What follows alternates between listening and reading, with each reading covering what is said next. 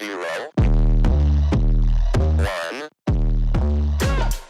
Let's get started. Hello and welcome to Beyond Top 10 Tennis. My name is Dr. Ashley Morgan-Berge and I'm your host. If you're not familiar with my work or would like to learn more about it, head on over to AM8 International, the first tennis lab of its kind worldwide that is centered on delivering top 10 tennis rankings and is 100% backed by science. I'm the author of 14 books behind multiple theories and have been an elite coach for over 20 years and work with athletes around the world, Europe, the United States to Australia. I'm also the world's leading authority in this space with my research, coupled with my extensive coaching background, being responsible for landmark findings to deliver the next generation of play.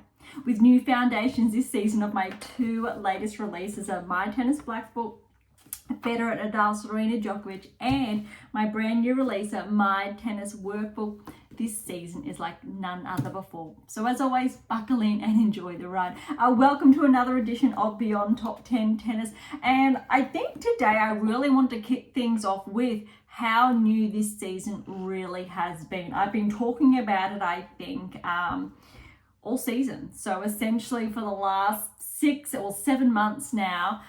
So we're going to dive into that shortly. But first, if you've been with us for some time now, thank you so much. We would not be here without you. You know what we're all about. If you are new, welcome. As always, I'd encourage you to get your hands on these two. My new releases, if you like, that come out December last year, December 24, March this year, 25, a few months ago. Really set the foundations. And look, you're in a whole new block this week. So again, if you're on your black book, you would have finished off block 7 last year, week 1 of block 7. And look, you're up to block 8, so week 1 of block 8 this week, right here with your topic as well. And also to complement it with your workbook to be completing your chart work as well. So that should be a must if you're in the top 10, top 100, top 500 at your local academy. Still, this is an absolute must. I do hope you've been following along, as well as I think key learnings, insights from last season, 2024 season, also embedded in your black book, and how you can essentially apply them to your game as well. So jam-packed with goodies, both of these two, if you haven't already. All right, so this season, what's happened? I think there's been so much, very different to last season. We've seen those changes, and I did discuss again last season, and also again in your black book, how this season would be new for the ATP tour. So that's why we've seen a lot of shuffling in, out, new plays as far as the rankings are concerned, or top 10. So you know that my work's focused on top 10, 8%, etc. The 2% that are more susceptible to regressing. How that was enlarged last season on the WTA Tour. More players regressed outside the top 10, and why, again, predictive analytics that I've built said the same would happen on the ATP Tour this season. And we've got Draper, for example, new to the top 10, Shelton new to the top 10, Rune back inside the top 10, Minaur, Alex back inside the top 10, and Mazzetti back inside the top 10. Just for example, Rublev outside the top 10, Rudd outside the top 10, Medvedev outside the top, Paul in then outside the top 10, Dimitrov in outside the top 10, Tsitsipas, I mean, the list goes on. We saw a very similar pattern last season on the WTA Tour, and there's essentially a reason why this doesn't happen simultaneously per tour, which I personally find really interesting. And if we're looking at the WTA Tour, most of it has been relatively consistent. Look, Andreeva, new to the top 10, Anisimova, new to the top 10 this season. And look, I'm going to say Keys, we know after the Australian Open winning it, although Keys has been inside the top 10 as well. So we're seeing larger than typical, although we still have the rest of the season to play out before we go too much. So there's not too many changes if you look at it from that perspective. Navarro went in, then out, Rybakina out. But that's really all that we have been seeing. Not too many, I'll say, shifts from this perspective. Obviously, so many more shifts on the ATP Tour. We're not going over the rankings today because they have not been updated, because Montreal obviously goes for that 2-week period. So I'm just giving you a snapshot right here. Really what's been behind, I think, some of the surprises, why some players have been tracking, others not, but it's really been a lot. And what's been new this season is not only the changes on ATP Tour, we've seen on the WTA Tour players solidify themselves, but also ATP Tour, the ones solidifying, but less than we normally would see.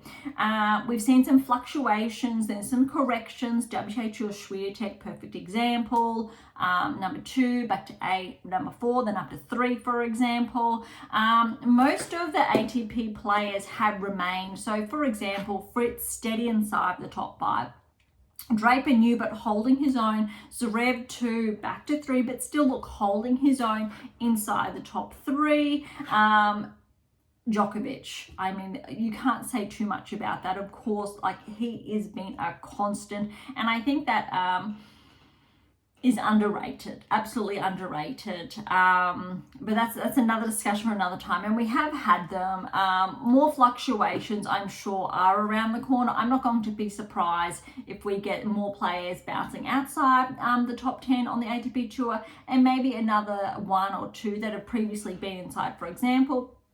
But I think we're really going to see some additional changes next couple of months. Hard court swings here. We kicked off 2 weeks ago, or 3 weeks ago, thereabouts.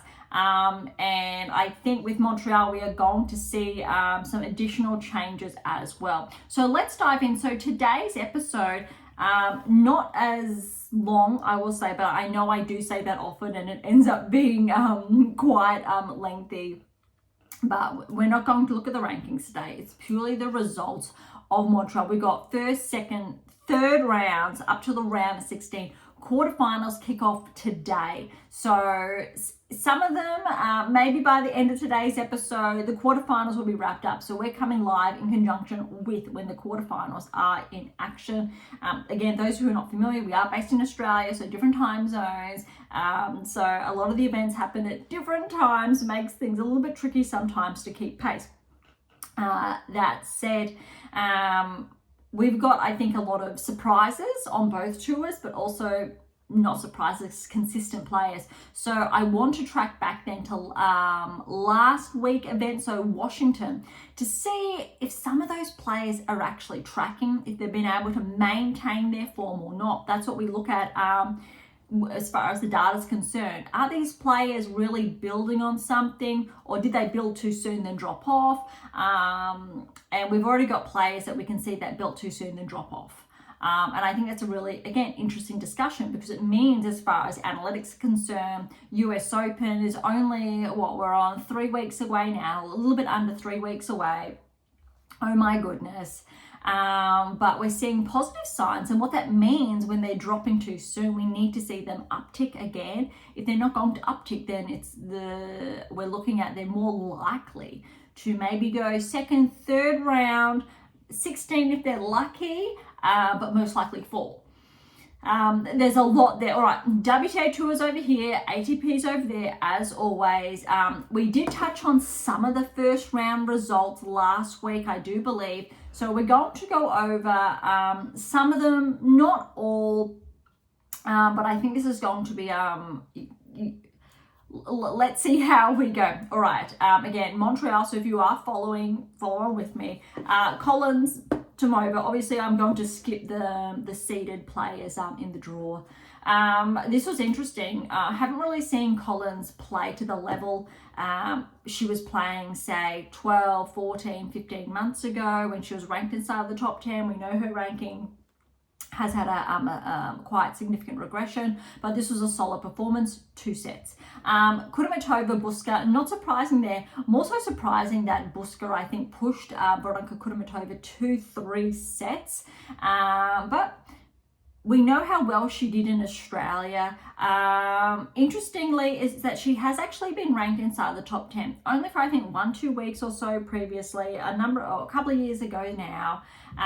But she's actually probably having her best season in 3-4 seasons right now.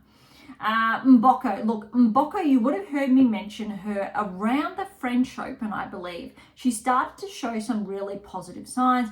Wimbledon then, more positive signs. We've had those smaller events in between where she's been showing up. This result here, straight sets, Mboko over Birrell, not surprising from that perspective, but Mboko, this event, or Montreal, has really given her a lot of confidence, and you'll see why shortly. Buskova or Chijama, good win for Buskova. Remember we spoke about how she was playing last week. I want to say she was in one of the smaller events, the 250s. I don't have it open. She performed. I'm going to say it was either a win or a violence result. Let's go with the win. And I wanted to see if she's going to maintain some of that momentum, and she has. And that's really important, a positive performance indicator. Zhu over Gracheva, straight sets. Lemens over Polina Kudermetova. Not too much surprising there. Bouzas Maneiro in 3 over Chirico. Noteworthy. Remember Bouzas Maneiro and how well she performed at Wimbledon. And I think that is very, very noteworthy. She's been able to transition from the grass, have her best performance at a Grand Slam, and now, and you'll see shortly why, she's been making some inroads in Montreal. Best performance, I think, of her career or to date at a 1,000 event. Besides obviously from Wimbledon. I think we've got some good things we're seeing from Bouzas Maneiro, and next week when the rankings are updated, I'm not going to be surprised if she shifts closer towards the top 30. And when that happens, I think it's we'll have additional insights to follow and potential positive consequences. I know that's a catch-22 to consider as the season ends, but more so I'm going to say next season. Volniet has fallen to Ito in 3. Andreescu over Krejcikova. Look, we know Andreescu, when she comes back and she's healthy, she can play exceptionally well. A little bit surprising, that said, Krejcikova, I don't believe. She's not playing the tennis that got her the Wimbledon title last season. We know she's regressed in the rankings, but I really feel for her because I definitely think she should have had points protected, etc. You've heard me talk about it before, but unfortunately she's had a big slide in the rankings as well. Was top 10 this time last season, so it's a tricky one, but well done to Andreescu. I think we always see some positive things, especially around the time hard court, although it was short-lived, which we'll get to shortly. This was the biggest one. Joint Fernandez. Fernandez came off winning Washington. Now, this is the biggest dip. So, is Joint got the win over Fernandez, 4-1. Remember, however, Fernandez, she had that huge high, but Joint had been playing really well. Had a couple of, I think, early round losses around Wimbledon, a few weeks, but we know how dangerous she can be. She's on a ranking high inside the top 40 now. I think she's around 18, I want to say 19, let's say 18 years of age. But oh my goodness, she's just really blasted onto the scene this season. So it isn't that surprising, but it is surprising that Fernandez did fall. It shows that she really peaked in Washington and wasn't able to hold on to that momentum, although she had a lot of long matches in all fairness. Not enough recovery time needs to be, I think, considered as well. Vondrousova over Yala in 3. Not surprising. Good win for Vondrousova. We know Yala's up and coming. She's really made a name for herself this season, so it's not that surprising she took a set off Vondrousova. Blinkova over Dolhide, straight set. Baptiste over Oiskui, straight set. Christian over Sasuik in 3. Osorio over Pera, straight sets. Marino over Jacquinot, straight sets there. Sun over Sestay, good for Sun to get those matches under her belt. Has a tough one next. Raducanu over Roos, straight sets. Kalinskaya over Lee in 3 tight sets. Second set there was actually 0-6, so 6-love Lee got that set off Kalinskaya. But I still definitely think Kalinskaya is dangerous. She's been making some really positive signs, I think, the last couple of weeks. Sure, she hasn't been going as far, but you need to remember she was on the cusp of the top 10 last season. Got to, I think, a rankings high of 14 in the world. Yes, she's a regress, but she's clawed her way back around, I think, I'm going to say top 30. And I think after Montreal, she's going to have some, I think, some very positive metrics, potentially break back into the top 30. Rakhimova over Cross in 3. Osaka over Arsenal, straight sets there. Zarazua upset Balter. We did touch on that last week. Sevastova over Tomljanovic in 3. I think we touched on a lot of these last week. Sakari over Brandstein in 3. Sagman over Maria. Yes, we did talk about this one in 3. McNally Parks in 3. Ruzic over Potapova in 3. Bronzetti over Manalik in 3. Stanovitsiva in 3 over Wang. Lies over Jean, straight sets there, and Guao over Putintseva in straight sets. I'm going to call that a little bit of an upset because we were anticipating Putintseva to progress through. Okay, then second round, so starting fresh. So we have all the seeds now in action. Gauff Collins, I love this. Neck and neck, so tight. 7-5, 4-6, 7-6 to Gauff, 7-2 in that tie break. I think what I love about that so much is that, okay, if you look at the stats, it was not clean tennis from either player. But what I liked is Collins was able to almost get the win over Gauff. Just, she was so close. So I love that form that we're seeing from Collins now. And I'm hoping that since we're back on the hard court, she's had a lot of success on the hard court, that let's see if she can go deep in the next couple of events. That'll be interesting to see if she can manage to get herself, say, back inside the top 30 before the end of the season. Gauff, look, it's a tough one. She didn't perform that well, we know, at Wimbledon. First one back, I believe. And look, she's playing okay. She's playing some good tennis. Maybe not the cleanest tennis, but we know that happens when you transition from the grass to the hard, though in all fairness, Gauff, I'm going to say, didn't have that much time on the grass compared to, say, Sabalenka-Swiatek. So it is her first, I think this is her first event on the hard court. And, you know, she had that high from winning the French Open. So I think she's coming down now, needs to settle, find that groove. Obviously, it didn't align with her at Wimbledon. We've spoken about that. So this is going to be, I think, a good performance indicator for Gauff to see where she's at on the hard court and to build from there.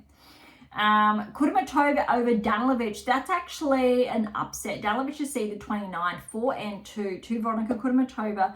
That said, again, we know how well Veronika played in Australia, so I'm not that surprised given that we're back on hard court.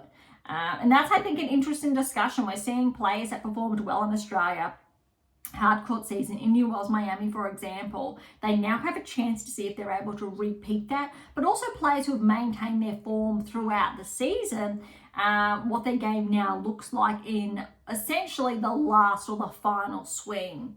Mboko has upset Kenin, and that's what I was talking about earlier, 2-3. Huge tennis and home crowd as well. We'll get more to that later. Buskova's upset Schneider. That's a big one. 6-2, 7-6. Again, really positive sign that Buskova is the perfect example of maintaining that peak. Played well 2 weeks ago. Good form, good form. That's what we're talking about, that other players that I've mentioned are not. So Fernandez dropped We need to maintain that. And again, your black book talks a bit about, and also there are some blog posts on AM International, etc., about periodization. And it's really an art. You need to be very careful that you don't overdo yourself too soon. You need to create that baseline that is that peak and keep building and building and building. So look, we haven't seen Schneider play the best tennis, I'm going to say, since she broke inside the top 20, inside the top 15, for example. But look, she's maintained that ranking all season. Predominantly, I thought potentially Schneider could become a barrier breaker this season, but unless she has a solid run at the US Open, I think she's susceptible maybe to regressing slightly when you've got other players really on her heels. Zhu over Alexandrova in 3, upset there. Alexandrova is the 12th, or was the 12th seed. Haddad Maia has been upset by Le Mans. And look, Le Mans, solid tennis, 3 sets, but we know this happens. Haddad Maia, top 10 last season, regress, 18th seed, and we know her results fluctuate. Good run US Open last season, hasn't had the same success this season at the Grand Slam level. So again, let's see what happens, I think, in the next couple of weeks. If Haddad Maia is going to perform quite well, or if there's that regression there. Bouzas Maneiro has upset Kruger. This is what I was touching on. 4-4, so she's got that momentum behind her, and I think she's really relishing that experience from Wimbledon and keeping that, I'll say, confidence with her. And typically we wouldn't see Bouzas Maneiro upsetting the seeded players, and we are now seeing that very positive indicator. I think this is a big upset. However, look, Ito over Paolini. I think we all know we're all a bit sad, but in all fairness, Paolini's had a really good season still, has fallen early since she wasn't obviously able to make the finals at Wimbledon. She's just still holding on to her top 10 ranking. This early fall, I'll say, 2-6. So look, she got the first set quite solid. Then Ito just came back 7-5, 7-6, 7-5 in that tie break. So look, it was close, very close. But I really hope Paolini recovers. I'd really like to see her play some of that best tennis we saw for the most part of last season. Look, she's been playing a lot of doubles as well, still having success. So she is still playing a lot of tennis. Changes in her team this season as well.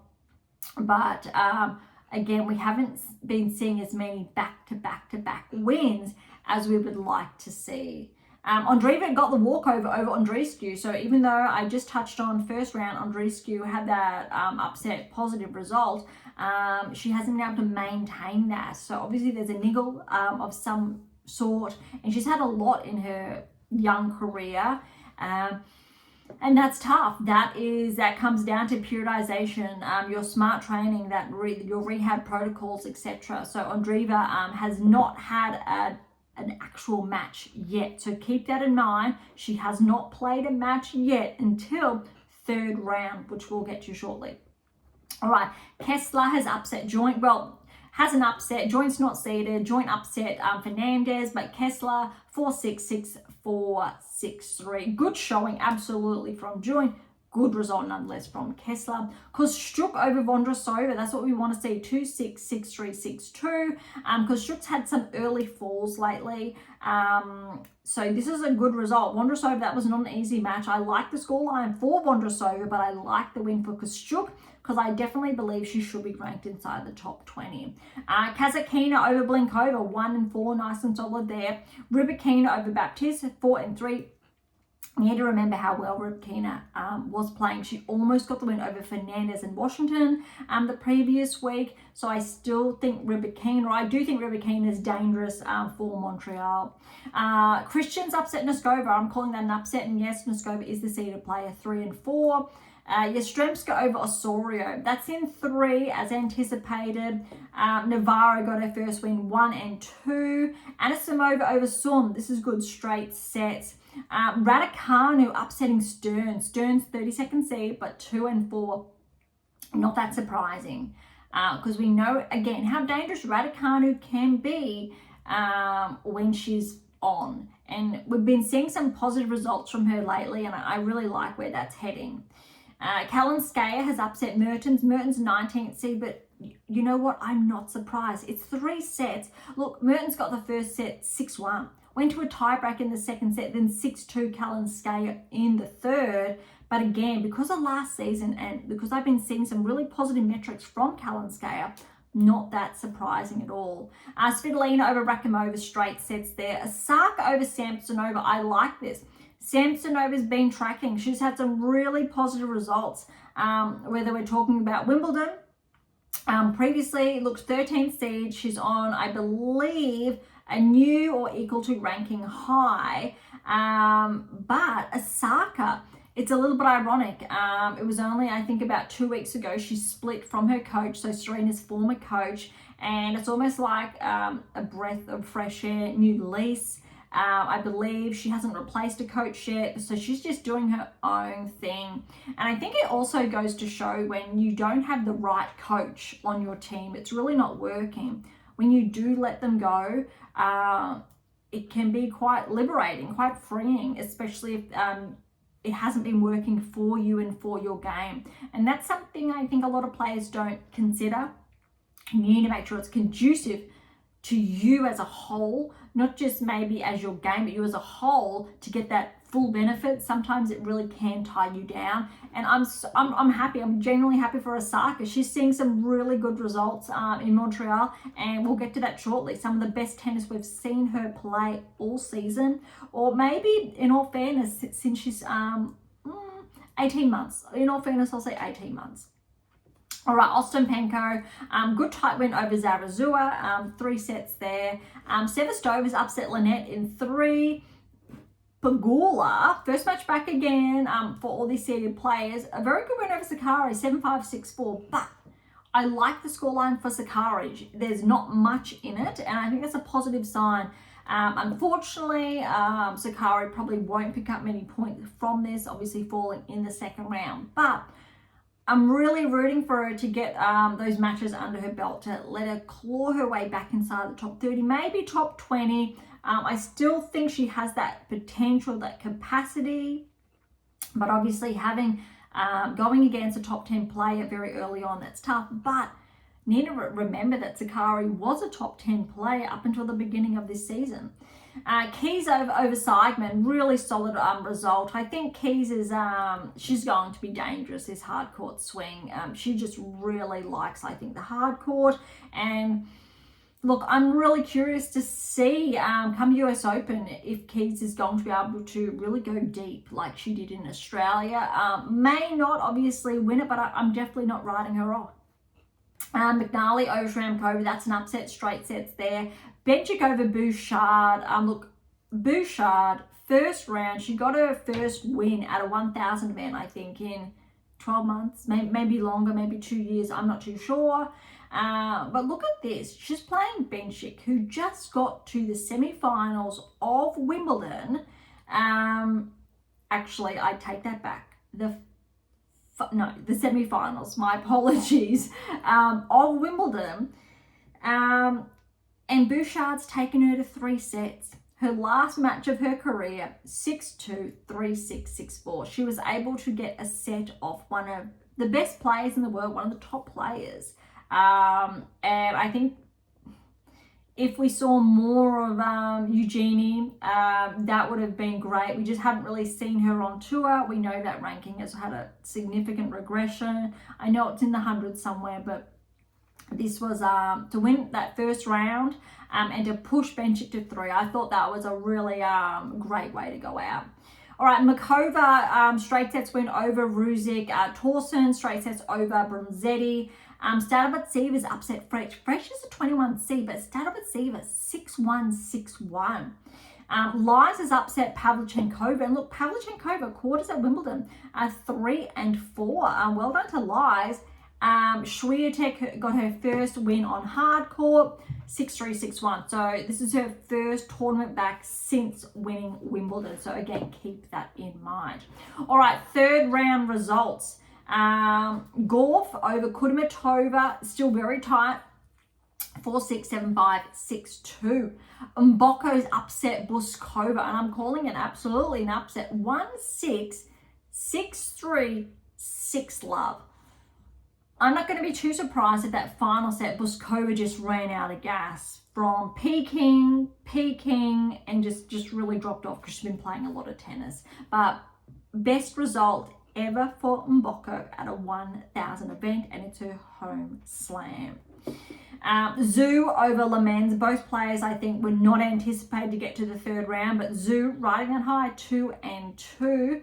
Bouzas Maneiro over Ito. Again, neither players, I think, were anticipated to progress through. Both responsible for their own upsets. 3 sets there, but well done to Bouzas Maneiro.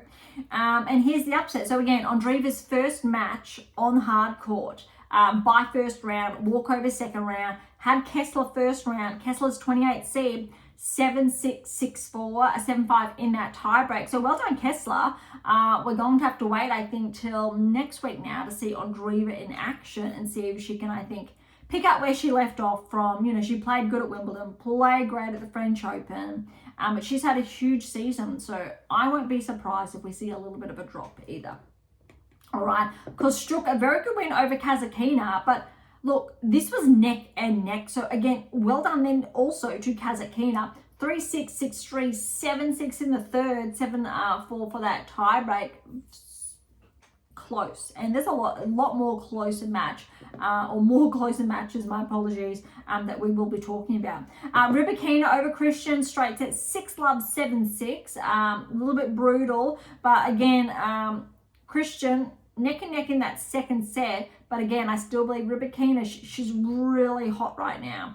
Yastremska's upset Navarro, that's an upset, 7-5, 6-4. Look, we know Yastremska, she's been finding that form again. 30th seed, she's looking to get back to that ranking high she had about just after the 24 Australian Open when she had that quarterfinal appearance. Navarro's had a bit of a regression lately, hasn't been able to defend those points, say, from last season at Wimbledon, that allowed her to just have a stellar season, break inside the top 10 early this season, as again our analytics, predictive analytics said, and so that was I'll say one in the bank, one, and there's been a lot that we predicted here that has unfolded so far this season, but she is, I think, susceptible now. She is just outside the top 10, so at 11. However, Badosa's not in action, so she just maybe, but I'm thinking maybe Badosa's safe after not playing. I think it's too soon to tell, but we could see both of those players regress, and Rybakina back inside the top 10 potentially next week. That is a very highly likely, I'm going to say. All right, Anisimova over Raducanu. Again, this is Anisimova. Look, she's played one round, his second match on hard, and I love this. Look, 6-2, 6-1. I think that really shows the difference of Raducanu can really play, but when she's against a top 10 player or a player like Anisimova, different game style really hits her off the court. And I think that's really good for, I think, Anisimova's confidence to, you know, go from grass court, have that first match or second match back on hard and play exceptionally well against an informed Raducanu. Svitolina over Kalinskaya. I love this because, look, Svitolina didn't go as far at Wimbledon as potentially, or she did the season prior. Lost a couple of points, but Kalinskaya is in form. They're playing each other a third round on hard, 6-1, 6-1 to Svitolina. Really shows Svitolina she's on, she's dangerous. And again, I'd absolutely love to see Svitolina crack inside the top 10 this season. She's got a lot of work to do because there's a lot of competition, for example, but never say never, I think, for Svitolina, who spent the majority of her career before she stepped away to become a mother, all of her career almost inside the top 10 when Serena was. And I think that's really important to remember. This is a big one. Osaka, Ostapenko. Osaka's got the win over Ostapenko, 6-2, 6-4. Riding that high. It's almost like she really needed to be freed up to get those good results finally. And we are seeing that. Sevestova's upset Pegula, and this is really interesting. 3-6, 6-4, 6-1. Went to 3, but again, now I'm curious to see how Pegula's going to play next week in Cincinnati. that's definitely one to watch. I do believe she won Cincinnati last season, I think, or that's where she really started to track. Keys in 3 over McNally. Makova has got the win over Benchik. Really good to see. I think Makova playing some great tennis again. We know she's had, I think, her wrist around Wimbledon, not 100%, but this just goes to show that that's why Makova is still hovering outside the top 10. Tauson over Startup at Sea with 3-0. Swiatek, second match back, we'll call it then. 2-2 over Lies. All right, round of 16, and we do have a number of upsets that we're going to go over. Starting off with Mboko and Gauff. 6-1, 6-4, but not to Gauff. Mboko, biggest win of her career, has upset the #1 seed, because Sabalenka is not playing, Gauff. That is a huge win. I don't think, and we saw it in the Collins match, that Gauff is playing her best tennis, in all fairness. We know that right now. Just been playing a little bit rough, but understandable. We all need to do that when necessary. But Mboko, home crowd, exceptional. And again, at a 1,000 event, so we're going to see Mboko on a career high. I'm not too sure what that's going to look like when the live rankings come out again next week. But that is an absolute huge win. Bouzas Maneiro over Zhu. Again, 3 sets. Bouzas Maneiro riding that high from Wimbledon. So she's made the quarters at a 1,000 event. Similar to Mboko, it was not anticipated. Huge result. Just wow. Kostyuk over Kessler, 3 sets, but yes, well done to Kostyuk. Rybakina over Yastremska in 3. So both of those matches so tight, but yes, so the higher seed has been coming through. Here's an upset, but it's tight. Svitolina, Anisimova, 6-4, 6-1 to Svitolina. Look, could have gone either way, but again, only look, Anisimova's second match after Wimbledon, and I think for all players that say made the finals, went really deep at the championships, it's a tough one. Gauff's a little bit different because she didn't obviously go far, fell in, I think it was the first round. So she's actually had time off to prepare more than, say, Swiatek, Anisimova, who made the finals. Sabalenka, she's not playing the last 2 weeks, has even more time off, although look, she's got the points to allow for that. But that's actually quite interesting because with all the time she's had off, she definitely should be primed to peak for the US Open. I think it's going to be very, very dangerous. Maybe, but we'll get to that in the next couple of weeks. So not that I think, it's not, say, a negative for Anisimova falling to Svitolina in the round of 16. Osaka over Sevastova. Osaka is literally on a high. Obviously didn't get a bye first round, so got the win in the first, second, third, now round of 16. And I think this is the first time Osaka has made it to the quarterfinals of a 1,000 event.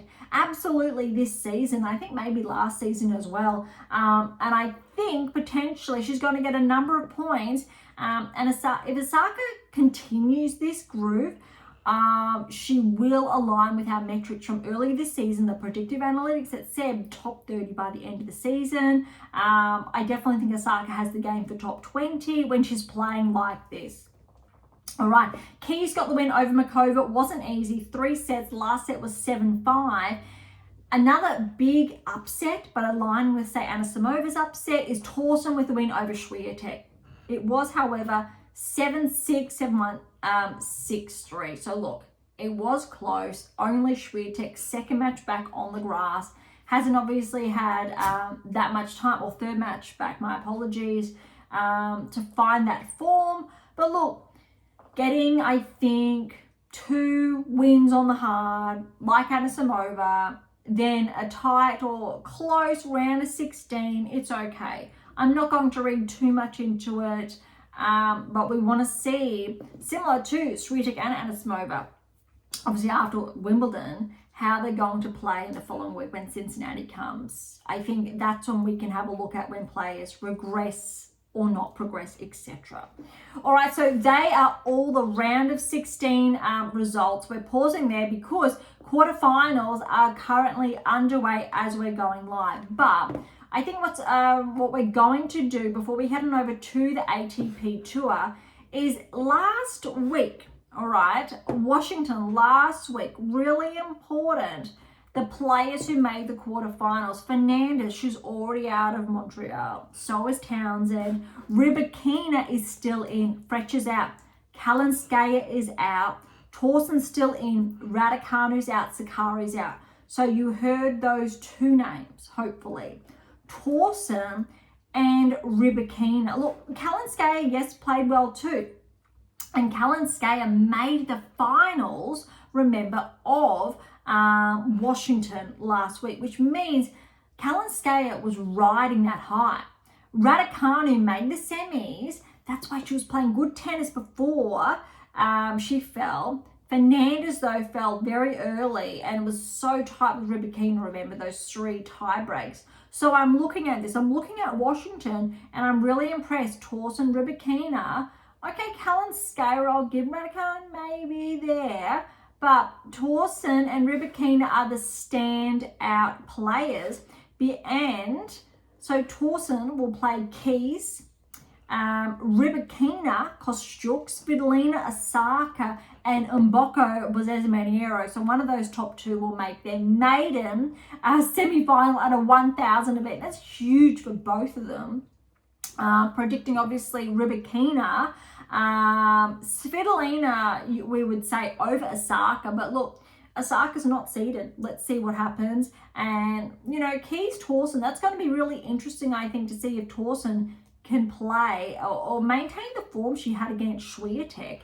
But look, let's see what happens. I'm not too sure because, again, first match is back for a lot of these players. A lot of them did not play last week on the hard, but we'll call that a wrap for the WTA Tour, and we'll look at the quarters onwards next week when Montreal has come to a close. All right, heading on over to the ATP Tour. Again, see, a little bit longer than anticipated, but again, we knew that potentially was going to happen.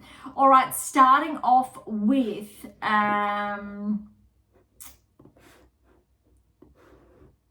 the first rounds really quickly, because we did go over a lot of them last week.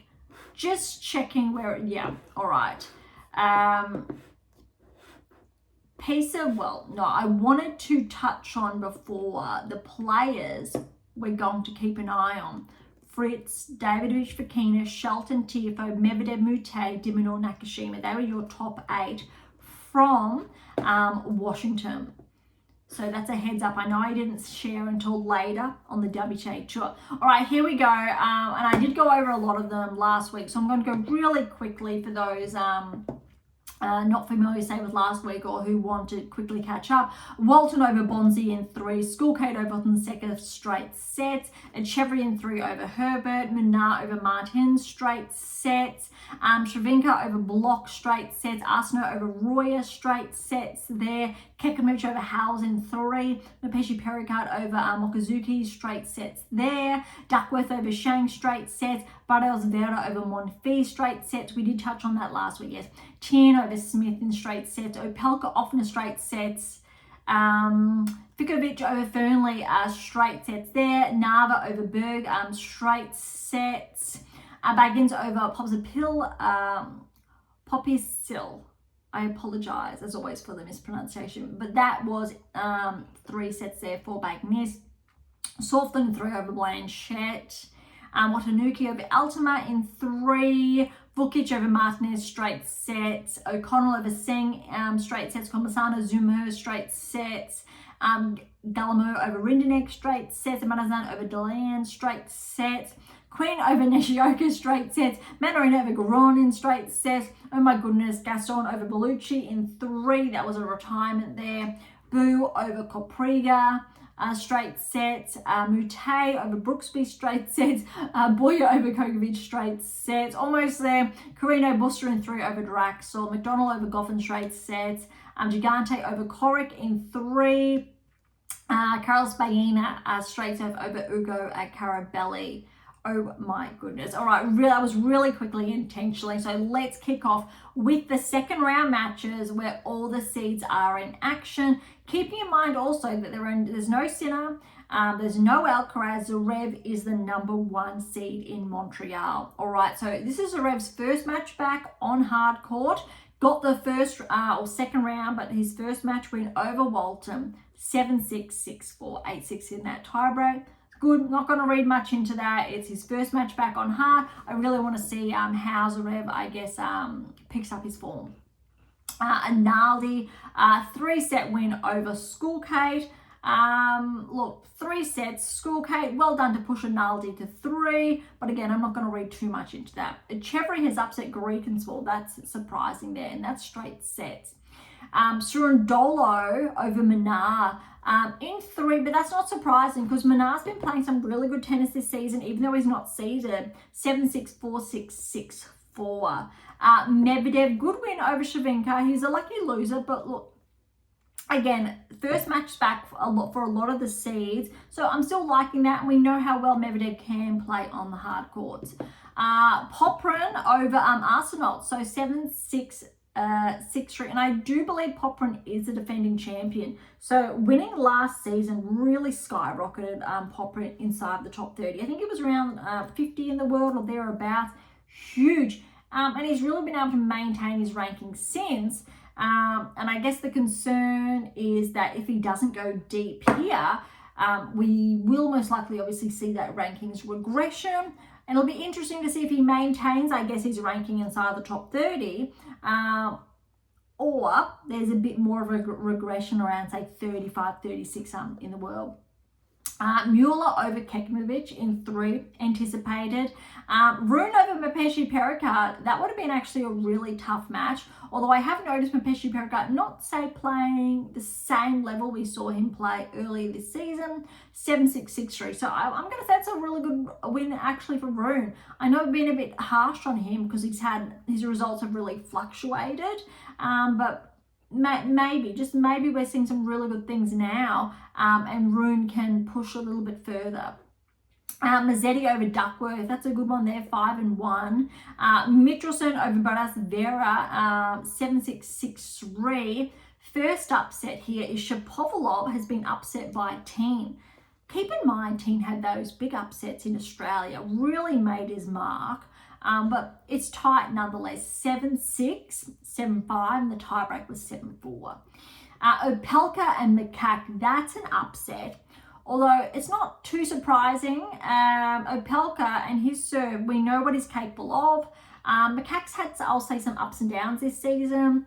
7-6, 6-7, and obviously just the one breaker serve in the third, or maybe it was 2, 6-3. That's brutal. They were so close, not much in it. Really well done to Opelka, but also well done to Makak, I think, keeping pace with, I'll say, limited breaks of serves. Khachanov over Fiovic, a qualifier 4-2. Really curious how Khachanov is playing, because I tell you what, he's been tracking this season, steady inside the top 20. He's been inside the top 10 briefly before, and I'm not going to be surprised if Khachanov really finishes the season strong and ends up inside the top 10. That could be a little bit too far-fetched. Maybe that's something next season. But he's really been showing up where some top 10 players, for example, haven't been showing up. So I think that's a really important to keep in mind.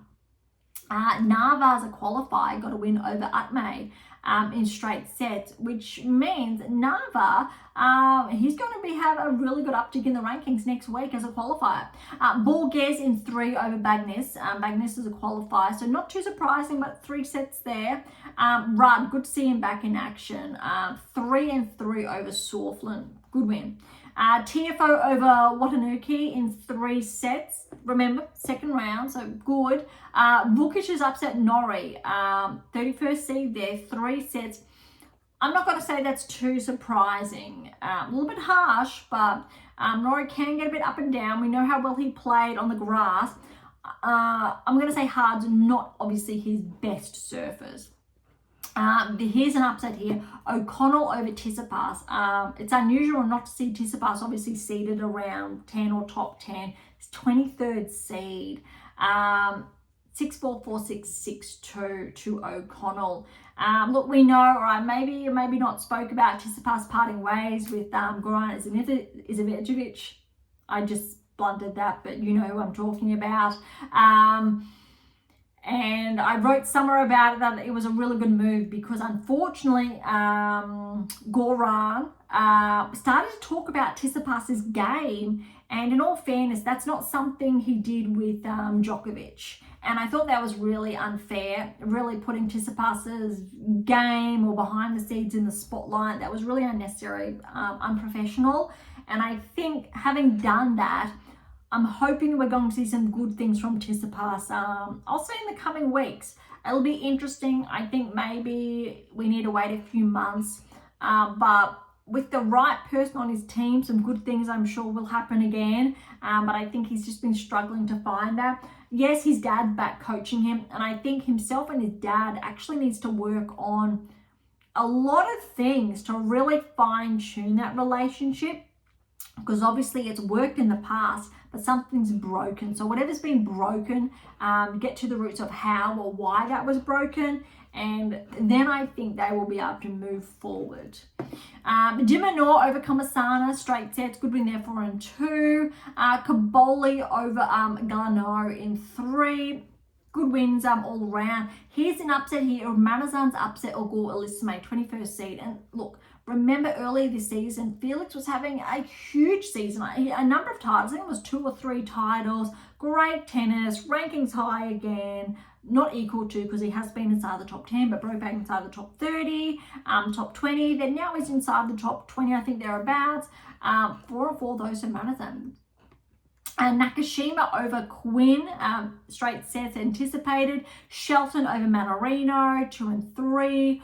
Rublev over Gaston, 2-3. Saniga over Bu, 1-4. Davidovich Fokina over Mute. I did read that Davidovich Fokina wasn't too happy, I think, with his schedule, the timer match, but it worked out. He got the win there, 4-3.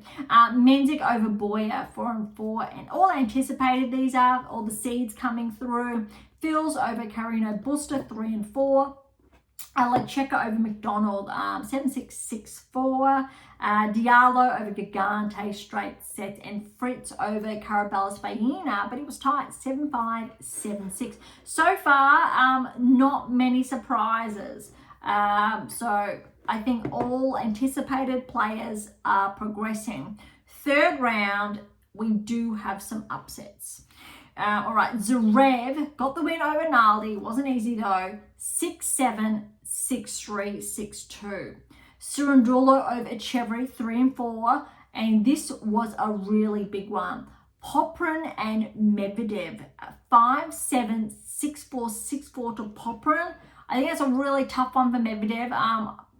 Something tells me Medvedev did go far in Montreal last season. I don't have access to those results, but look, Popyrin, this is essentially his best favourite tournament because of his result last season. And I think that's a really impressive result. We haven't seen, I think, this level of play from Popyrin the last few months. So this is really promising, I think. Medvedev, still a really good showing. Definitely still deserves to be ranked around, I'll say, top 10, around. Rune over Mueller. This was actually a really good result, 2-4. Rune's playing, I think, at this stage, like his ranking. And we've seen historically, Rune inside the top 10, his results, his performances not correlating. Yes, but that's going to change shortly. The biggest upset we're seeing is Michelson over Musetti. Musetti's third seed here, but that just goes to show how many top 10 players are not obviously playing at Montreal, but 3-6, 7-6, 6-4. Still, look, Michelson, he's an up-and-comer, tough result. He's been with some really good tennis. But Musetti, that a bit of a tough one, but still, he's got 2 matches in, or 1.5, or 1 win, 1 loss under his belt. So it makes it even more pivotal to see how Musetti's going to perform next week in Cincinnati. Teen over Opelka, riding that momentum, 7-6, 6-3. Well done, Teen. Khachanov over Navarra in 3. Good result. Rudd over Borges, as anticipated. I'm liking this. 5-4. Tiafoe over Vukic, 3 sets there. Minaur got a walkover from O'Connor. That's a tough one for O'Connor, but well done, obviously, Alex, progressing. Kaboli over Marazan in 3. Shelton over Nakashima in 3, 7-6. So tiebreak in the third set, 7-5. That's rough there for Nakashima, but well done, Shelton. He is one that is riding that momentum.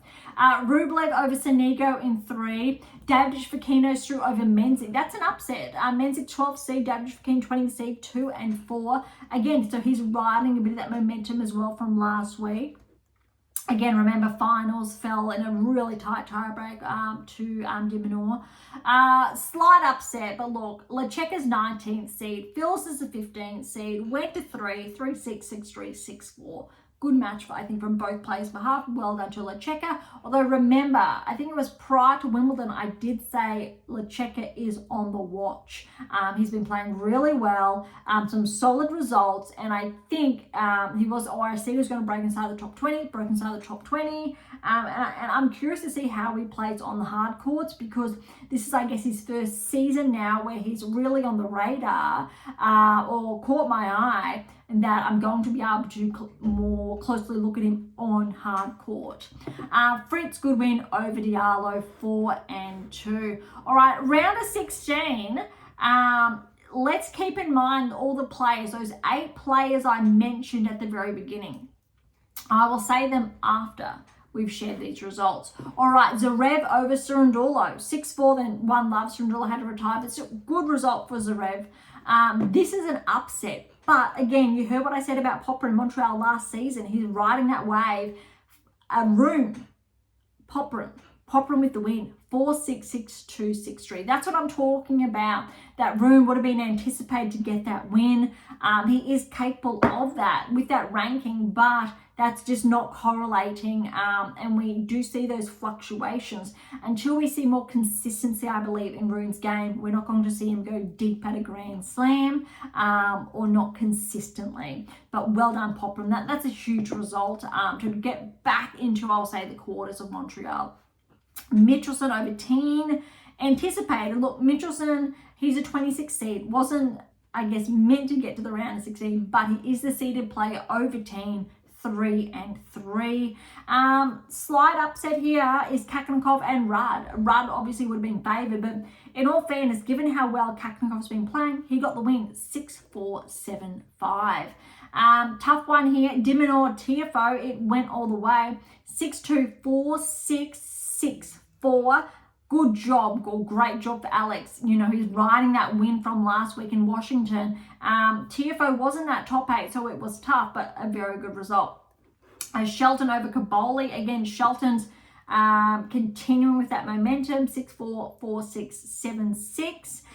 Here is kind of an upset, but not an upset. Rublev 6 seed, David Fokina 20 seed, and David Fokina with the finals last week. But look at this, 6-7, 7-6, 3-love, and then David Fokina's obviously unfortunately had to retire.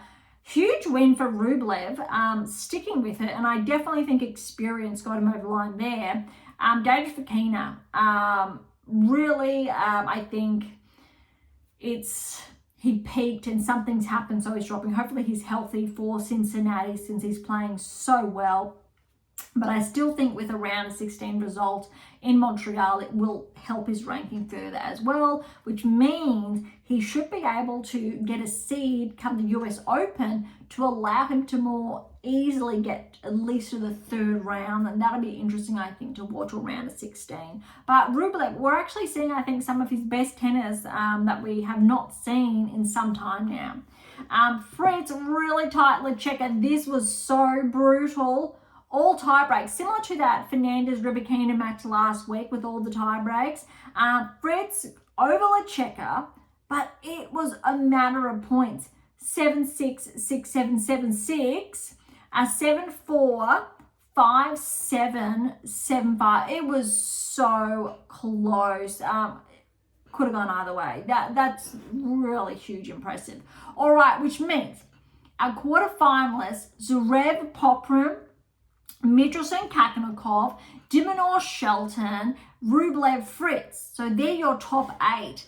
And last week, what names are familiar? Fritz is familiar. Rybakina's fallen. Shelton's familiar. Tiafoe just fell. Medvedev fell early. Mute did not make the cut. Minaur's still in, and Nakashima fell earlier. So more than the WTA Tour, we've got Fritz still in action, Shelton still in action, and Minaur still in action. So ATP Tour has 3 still in action, say from last week, peaking compared to WTA with those 2 that we did touch on. So that's noteworthy to see. I think if Fritz progresses, obviously only Minaur or Shelton will progress because they're against one another. So, and no, that is it. That's actually really interesting. So if Fritz progresses or Minaur or Shelton, that's interesting. So then it will level out 2 and 2. But on obviously WTA Tour, we did say Rybakina, but also Tauson. So that'll be interesting about Tauson kids, but they're at different sections of the draw. They actually could very well meet in the finals if they both continue to progress. That'll be interesting. However, both or all Minaur, Shelton and Fritz are all at the bottom half of the draw. So we will not see a final, for example, to see who wins the peaks of the peaks, for lack of better wording. All right, so that's it. That is Montreal. We are up to the quarterfinals. So we've shared who will be playing who for the quarterfinals. We've gone over all the results. No new rankings this week, but all of these results will set up the players essentially for Cincinnati next week, which essentially follows right on after. But the players who have fallen already, we really would anticipate them to go further in Cincinnati potentially. But it could be really interesting by the same accord if players who did well in Washington do well in Montreal, also do well in Cincinnati. But I think that could be a little bit too much to ask, overburdening or the schedule. But noteworthy is that Alcaraz will be back, Sinner will be back, Djokovic, I do believe, and Sabalenka will be back. Sabalenka, I think, is the only player on the women's tour who has had that elongated break or inside that, say, that top 10 range. Badosa, I'm not too sure as far as her health back's concerned. But that's going to be really interesting to see if they haven't played enough to perform well, or if they've had just enough time to really then peak. It's going to be interesting. All right, so that's it for the day. Thank you so much for listening. To grab your copy of my brand new release, My Tennis Workbook, or my December release, My Tennis Black Belt, Federer, Nadal, Serena, Djokovic, head on over to AM8 International or Amazon. So irrespective where you're based in the world, any comments or questions, head to AM8 or topic thread to leave comments directly on YouTube or Spotify. To interact with Beyond Top 10 Tennis, catch up on our blogs, or sign up to my newsletter. All links are in the episode notes, as well as how to access Pink Octopus books to Sprout. If you enjoyed today's episode, please like, subscribe, share, and all of the above. Beyond Top 10 Tennis exists for you, so please consider sharing us near and far. And look, if you're serious about heading towards the top 10, or want to know what your game is missing to secure that maiden Grand Slam or more, don't be shy and come and say hi. Okay, on that note, thank you so much for listening. I am so incredibly grateful. I'm your host, Dr. Ashley Morgan Berge, and this is Beyond Top 10 Tennis, and I'll see you